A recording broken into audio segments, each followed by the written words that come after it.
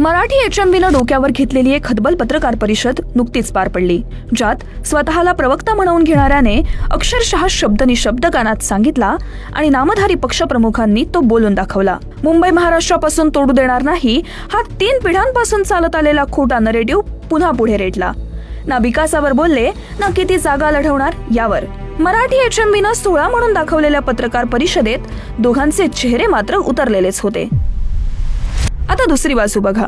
मुख्यमंत्री देवाभाऊ जेव्हा जेव्हा मुंबईचा विषय घेतात तेव्हा तेव्हा विकासावरच बोलतात. मुंबईकरांच्या हक्कांबाबत बोलतात, मराठी माणसाला दिलेल्या हक्कांच्या निवाऱ्याबद्दल बोलतात, मुंबईकरांच्या प्रवासी साधनांबद्दल बोलतात, त्यांना मिळणाऱ्या पाण्याबद्दल बोलतात. 10 लाख लोकांना घर हे आम्ही या धारावीच्या प्रकल्पात देतो. 10 लाख लोकांना इतनी सुंदर हम रेल्वे देंगे, लेकिन सेकंड क्लास का फेयर 1 रुपये से भी नहीं बढ़ाएंगे. आता 100% वेस्टर्न साइड जी आहे ते पुढच्या 5-7 वर्षामध्ये कम्प्लिटली सी लिंकनी कनेक्टेड असेल. मूळ फरक इथेच आहे. ठाकरे बंधूंना आपलं राजकीय करिअर वाचवायचं आहे, तर देवाभाऊंना मुंबईकरांचं समृद्ध भविष्य घडवायचं आहे.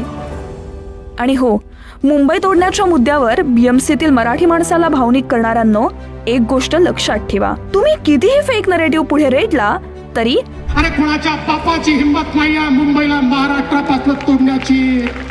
ही मुंबई महाराष्ट्राची आहे आणि आजन्म महाराष्ट्राची राहील.